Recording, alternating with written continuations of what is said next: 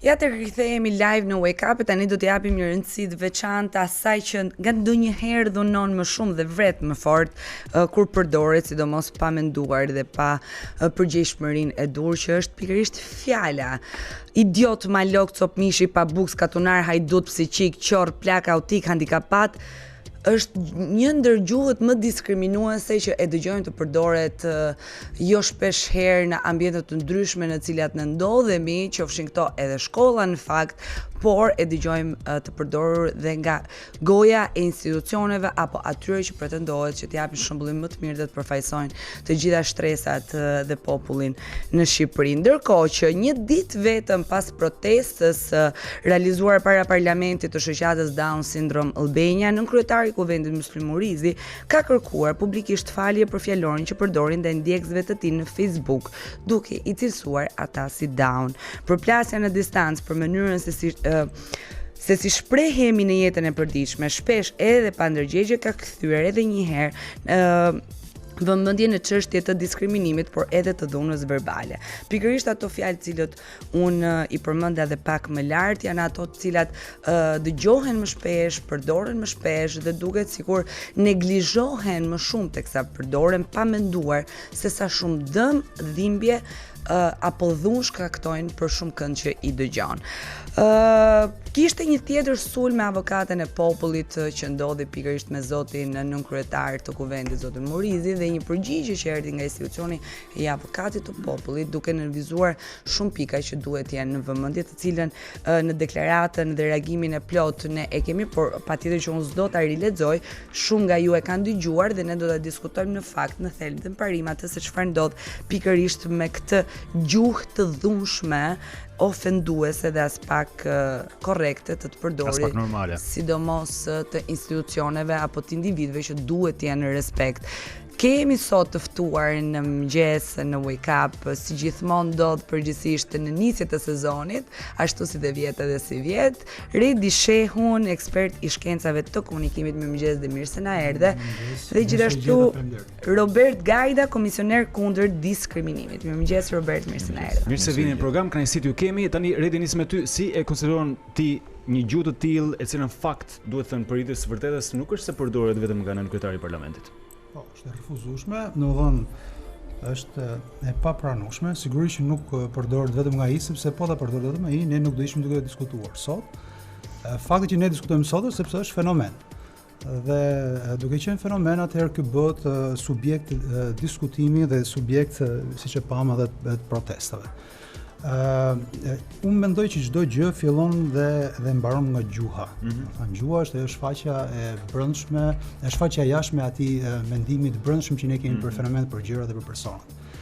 Dhe jo shpesh, jo rrallë na është dhënë mundësia për të parë në mënyrë institucionale atë që quhet pitbullët politik, që përdorin gjuhën pikërisht të lloj gjuhe, po jo vetëm pitbullat politik, po edhe pitbullat e rrjeteve sociale, të cilët në mënyrë të vazhdueshme përdorin të në formë ofensive me qëllim për të treguar një farë superioriteti të nënkuptuar të një njeriu apo të një grupi të caktuar ndaj një njeriu me grupi tjetër.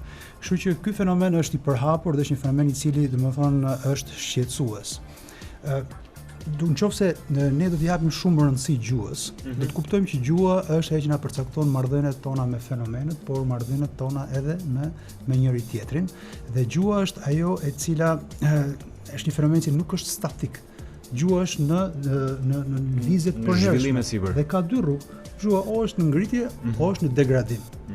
Pra është detyra e elitave politike, kulturore, arsimore, e njerëzve të cilët janë të fushës së mendimit, të medjave, që gjuhën ta çojnë tek rruga e ngritjes, jo tek rruga e degradimit. Ti e përmendë mirë termin fenomen dhe aty qëndrojnë, sepse nuk po diskutojmë për disa raste që janë sporadike, periferike, po janë disa raste të përsëritura dhe kush më shumë se nderën tënde Robert ka trokitur tek komisioneri kundër diskriminimit. Sa e shetit përhapur si fenomen diskriminimin verbal në Shqipëri? Që për të mos qenë të përsëritshëm është i përhapur, edhe manifestohet nga subjekte ndryshme, nisën e sa shqetësuese dhe në mënyra të ndryshme. Pra haset në media tradicionale, haset media online, haset nga funksionar publik, por gjithashtu nga njerëz të ekranit për të njohur për fushat ndryshme. Kështu që fenomeni vetvete është i përhapur dhe nuk kufizohet vetëm në aftësinë e kufizuar, por edhe në, siç përmendi dhe terminologjinë e përdorur në shumë aspekte, edhe në aspektin etnik, edhe në aspektin le të themi gjeografik, edhe në aspektin e kishte lloje soja. Kemi fantazi pafund për të qenë. Tash ka diçka faktikisht lidhe me këtë përdorimin e gjuhës. Unë jam shumë dakord, sepse në të vërtetë gjuha është maturuar në kohë dhe janë disa shprehje, për shembull, që deri dikur më përpara janë përdorur pas një lloj problemi në shoqërinë tonë, sepse kanë pasur në zhargonin e përdorshëm, të pranueshëm, le të themi, po e quajmë kulturore. Ka patur një neglizhencë që që tashmë ka një ndjeshmëri më të madhe, ka një sensibilizim më të madh, njerëzit preken më shumë ndaj gjës dhe ekspozojnë më shumë përdorimin e një fjale që ndoshta deri dje mund të jetë përdorur. Janë dhe më të informuar. Po absolutisht, janë shumë faktorë që ndikojnë dhe kuptohet që rrisin presion pastaj dhe kërkojnë dhe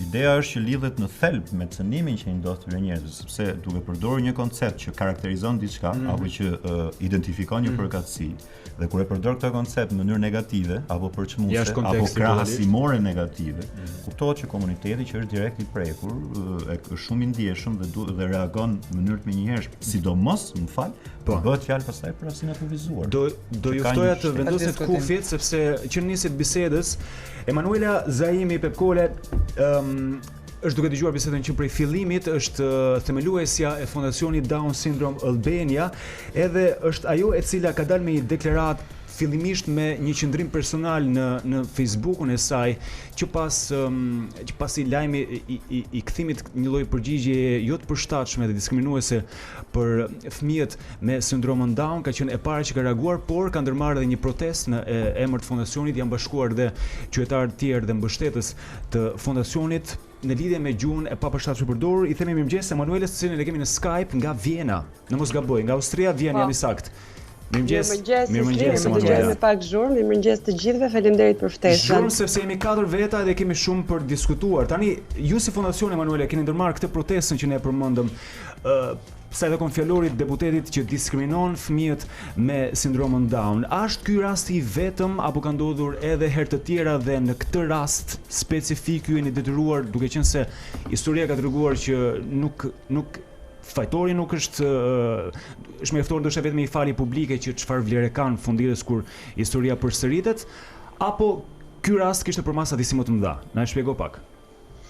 Atëherë jo, ky nuk është rasti i vetëm, nuk është rasti i vetëm as që përdoret gjuhë diskriminuese në epitete ofenduese për jo kundrejt direkt personave me sindromën Down, po duke përdorur diagnozat e tyre kundrejt në rastin e fundit ishte kundrejt një komentuesi, por ne i kemi parë politikanët kundrejt njëri tjetrit. Ishte hera e dytë që ne si fondacion reagojmë zyrtarisht, le të themi.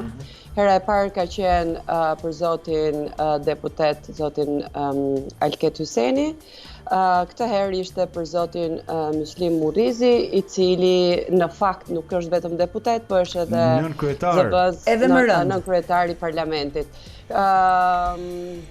Ajo çfarë ndodhi këtë herë, ndoshta që e bëri reagimin ton ta çojmë deri në këtë pikë, është e para sepse ishte pikërisht komuniteti që ne përfaqësojmë prej 7 vitesh, drejt për drejt. Dhe e dyta sepse mjaft është mjaft, domethënë. Ndërkohë që politikanë tjerë ju i dini, unë kam thënë mjafton të Googleosh, edhe zoti komisioner i di të gjithë. Ajo çfarë duhet theksuar, me që ju keni komisionerin të ftuar aty dhe unë e përshëndes, është që sot duhet ngritur debati dhe të mësojmë më tepër nga ai çfarë do ndodh këtë herë, sepse ne herën e parë që kemi raportuar zotin Alket Hyseni për faktin që ai e ndryshoi në rrjetet sociale komentin e tij, ofendimin e tij kundrejt një politikani tjetër nga plak autik në plak i qartë, komisioneri, zyra e tij e quajti të pavlefshme kërkesën tonë. Unë kam dokumentin këtu përpara që na është kthyer përgjigje. Dhe nuk e mori për bazë si ankesë, me që ai e kishte ndryshuar termin pra. Po ajo çfarë theksoi unë sërish është që të paralelizor sërish dikë që e shanë si plak autik në plak i qartë, do të thotë që ti përsëri po mendon që dikush që është i prekur nga spektri i autizmit apo një aftësi tjetër e kufizuar, kur ti po e zëvendëson përsëri me një fjalë si i qartë, ti s'po bën asgjë tjetër, po e bën më keq. Që ti qëndrojmë të dyja rasteve dhe çdo rasti tjetër që ka ndodhur, ndoshta edhe s'është denoncuar. Pyetja, me sa edhe po kuptojmë, është a mjafton falja, a duhet merren masa? Apo jo? Tani, ka disa gjëra. E para, nëse flasim a mjafton falja kur dikush të ofendon, pra kur një person, një kolegi jot i fundi, apo dikush që t'je njeh në një kamp të ngushtë, ndoshta drejt për drejt, vetëm ty, apo dhe përdor, siç është mësuar gjuha e popullit ndër vite, këtë si epitet sharës, pra fjalën down si epitet sharës, padyshim që mund të ketë dhe falje sepse ka një reflektim aty për aty, por në rastin e një politikani, në rastin e një personi i cili pritet që të marrë në mbrojtje nëpërmjet ligjeve, nëpërmjet çdo veprimi që ai bën për njerëzit që përfaqëson, unë mendoj që falja nuk mjafton më, aq më tepër kur është një rast kaq i përsëritur, dhe unë mendoj kur do kemi një shembull të vërtet për të bërë shembull për gjithë të tjerët. Mendoni pak nëse përsëri komisioneri thotë që me që zoti Murrizi kërkoi falje, atëherë ne nuk kemi si ta çojmë të përpara dhe ju po deshët shkoni në gjykatë. Emanuele, konkretisht, kemi këtu komisionerin. Çfarë pret ti në rastet që ti përmende, edhe le të flasim hapur se për këtë punë jemi këtu, edhe njerëzit nga shtëpia na kuptojnë më shumë edhe për të kuptuar rëndësinë e situatës, edhe mos trajtimi i saj deri ku na çon në duke trajtuar si fenomen social edhe të rëndësishëm madje. Çfarë pret ti konkretisht përpos fakti që është ndryshuar deklarata, komenti apo çfarë lloj gjëje? Çfarë pret nga komisioneri? Komisioneri duhet na thot ai për të informuar dhe më drejt se unë, ndoshta opinioni publik, se ku do ta bazonte ai në situatën që jemi, pra për faktin që edhe zotëria ka kërkuar falje, duhet tekstuar që ne nuk është se po presim vetëm nga komisioneri, në radh parë ne po presim nga kuvendi, sepse ai është një punonjës i kuvendit, kuvendi ka një rregullore etike etj. Ndërsa komisioneri vetë mund të na tregojë se po të lexosh ligjin për mbrojtje nga diskriminimi, ligji në vetvete ka vetëm raste që quhen diskriminim dhe ky patjetër që hyn në atë rast, por masat se cilat merret nuk i ka. E riformulojmë kështu pyetjen. Emanuele, dhe të ftoj të qëndrosh e të ndjekësh bisedën. Si Robert, si ndiqet zyrtarisht edhe ligjërisht një le të themi një denoncim për gjuhë diskriminuese, për ta kuptuar dhe ne më mirë që nuk kemi shumë në brendësi të ligjit. Emanuele, sigurisht që është. Tash për të mos i rënë gjatë me procedurën. Jo. Me dy fjalë thjeshta. Për situatën konkrete. Ne kërkojmë zakonisht në këtë situatë dy gjëra esenciale. E para, kërkojmë që të hiqet posti, nëse është shkruar, sepse nëse është thënë verbalisht, skeça, dalim tek e dyta, kërkojmë që të kërkohet falja publike. Kjo është masa që neve kërkojmë. Mas tjetër neve nuk mund të kërkojmë. Nuk mund të as të imponojmë, as neve thjesht kërkojmë dhe kur nxjerrim një vendim, nëse nuk adeguohet dikush, aplikojmë gjobën deri këtu arrin komisioneri. Që do të thotë, po kush e merr masën? Në këtë rast është institucioni që del me një vendim. Mirë, po çfarë ndodh? Marrim rastin e zotit Hyseni, unë do thosha marrim dhe rastin e zotit Gjinushin nëse doni ta hapim akoma më shumë. Marrim rastin e zotit Murrizi dhe marrim rastin e pjesës 2 të deklaratës së zotit Murrizi. Tash çfarë ndodh në këtë rast? Ndodh që dikush jep një deklaratë apo prononcohet dhe për 2-3 ditë le të themi kërkon falje publike për deklaratën që ka bërë, që është kohë deri diku e pamjaftueshme edhe për neve që të dalim me një vendim, por në këto raste neve e quajmë arritje efektivitetit gjës tonë, sepse neve këtë synojmë, që dikush gabon dhe neve duam dim tashmë, a është një gabim apo e mendon vërtet ashtu. Ne kemi pasur dhe raste të tjera që nuk janë tërhequr, pra i kanë qëndruar atij mendimi sepse thonë që unë këtë mendoj dhe ky është mendimi im dhe patjetër pastaj për atë do të vuash pasojat e ndërhyrje për shkak në rastin e Murrizit, ai pasi bëri fyrjen, ju përgjigj avokatës popullit me një fyrje tjetër. Tani nuk është Prandaj po thosha pjesën e dytë të deklaratës.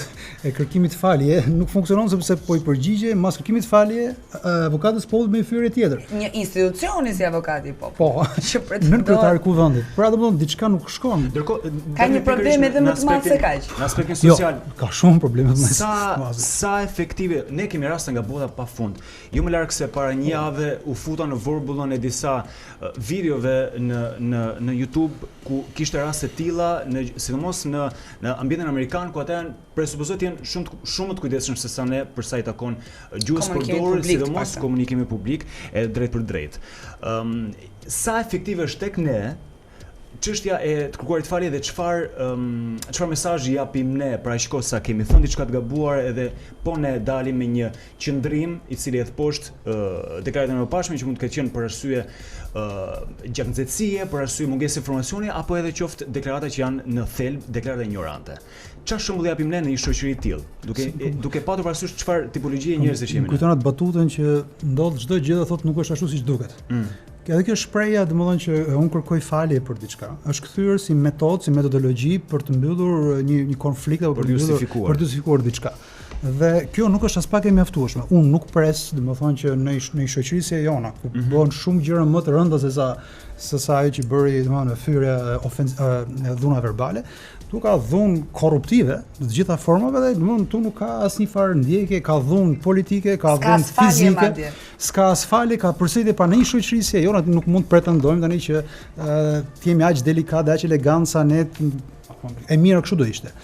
Po unë besoj që komisioneri për diskriminim, unë besoj që duhet marrë funksionet më shumë se sa do të kishte një shoqëri normale dhe standardizuar. Në një shoqëri anormale, plot anomali si e jona, për më tepër komisioneri kundër diskriminimit do të ishte një forcë, një institucion shumë i fuqishëm, sepse diskriminimin nuk kemi vetëm të rastin të cilin ne po diskutojmë. Kemi pafund në të gjitha llojet dhe shtreset e shoqërisë. E kemi pafund.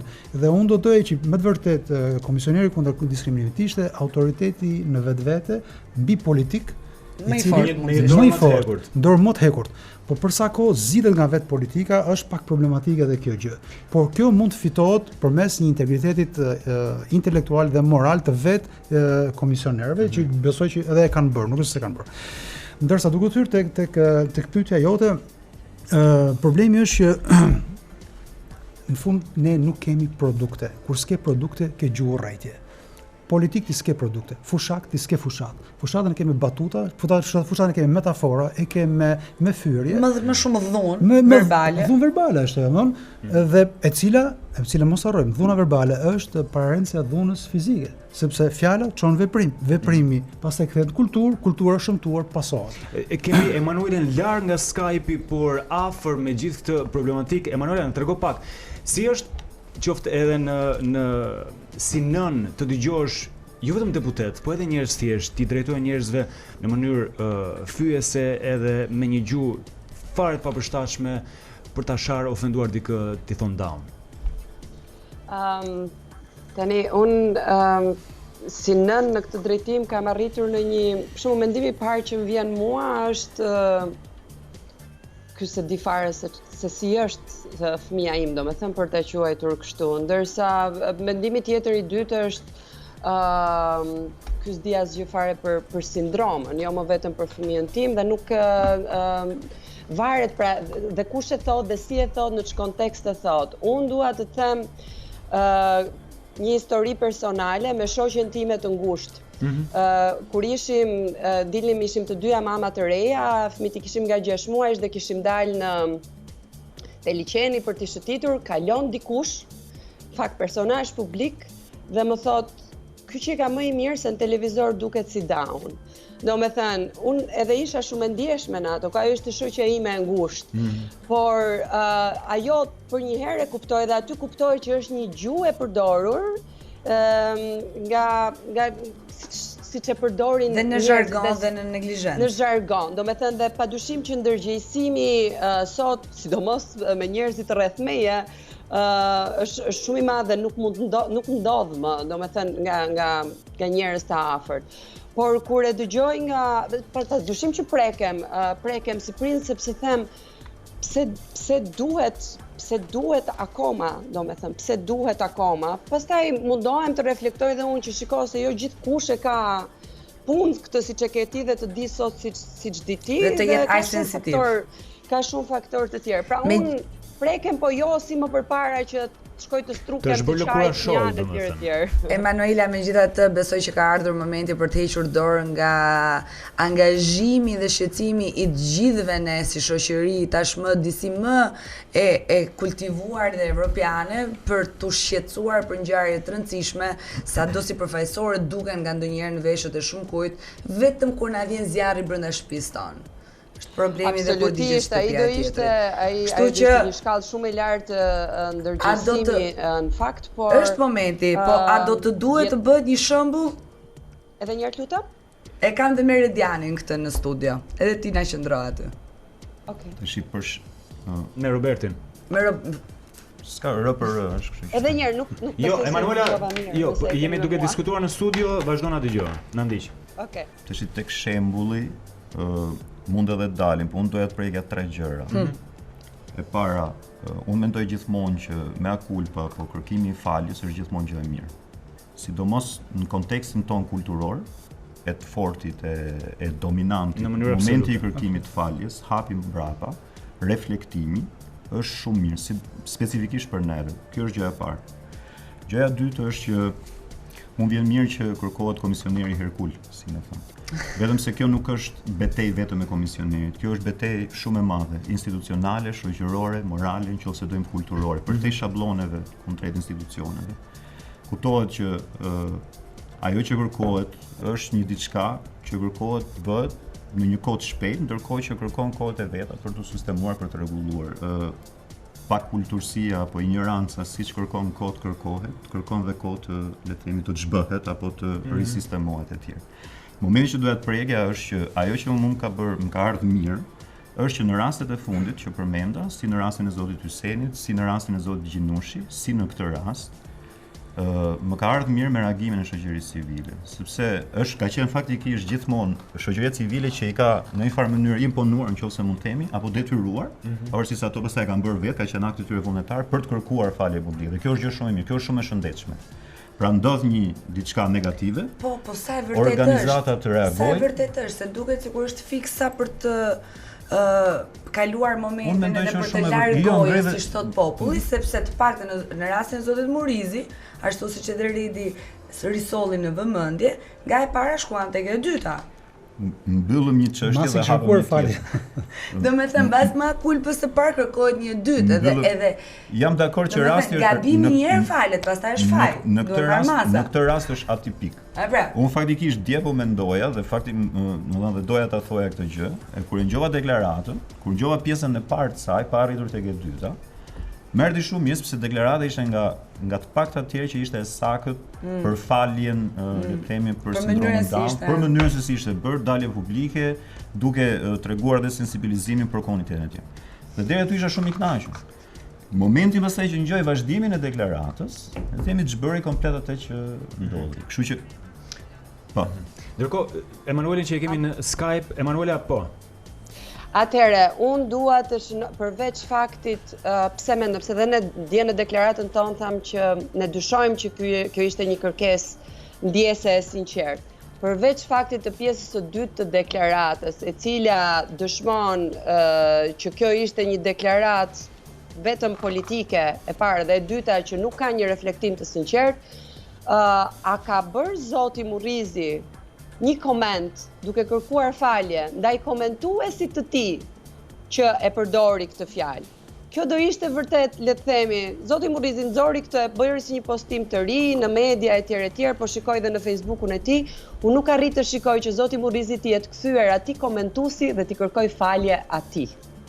Kjo më bën mua dhe të mendoj që kjo nuk është një kërkesë për falje e sinqertë. Ndërkohë, dua të theksoj edhe një herë me që është komisioneri aty, padyshim që ne mund të flasim edhe për te kësaj që Nëse duhen marrë disa masa të tjera ligjore, pra nëse duhet rregulluar ligjërisht në forma të tjera, nëse nuk mbulohen ashtu mjaftueshëm sipas ligjit që është aktualisht, atëherë unë mendoj që duhet jetë pikërisht edhe komisioneri i cili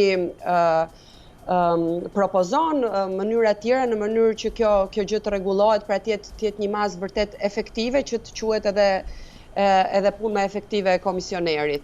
Ndërkohë, do kërkoje që komisioneri të mos presi më, e kam kërkuar dhe në koment tek faqja e tyre, mos presi më të reagojmë ne, apo të reagoj deri në protesta, pra, po duhet jenë ata që, për shembull, unë nuk di më përpara, mund të jem e gabuar, por mund të na e thotë komisioneri, ka marrë hapa komisioneri ndaj vet, pra. Nuk kishte një organizat ndoshta që doli për persona që janë me shtatë shkurtër, nuk kishte një organizat që doli ndoshta për personat me probleme të shëndetit mendor. Pra, a pret komisioneri që patjetër të ketë një ankesë dhe vetë nuk ka mundësi që të marri masa dhe t'i bëj këto masa dhe publike, dhe a ka marrë më përpara, përveç se për zotin Elkit Huseni që ne uankuam dhe për zotin Murrizi. Pyetja fiksuar dhe ishte shumë e qartë. Ndërkohë të përshëndesim edhe vazhdo të dëgjoj përgjigje, të përqafojmë nga Tirana gjithë mirat. Udhë fort. Po, Robert. Atje, për t'ju përgjigjur. Për t'ju përgjigjur që nuk kemi Vjen mirë interesi i shtuar për komisionerin, këtë besoj gjithmonë. U kthye nga ty. E para po, kemi pas një shumë shpejt, një çështje të nisur ex officio ose kryesisht, domethënë që e quajmë ne, për një rast që ka ndodhur në një televizion kombëtar në lidhje me personat LGBTI. Kemi nxjerrë një vendim. Tash, pyetja që unë juve përshëndetet Emanuelën, po unë kisha një pyetje shumë konkrete.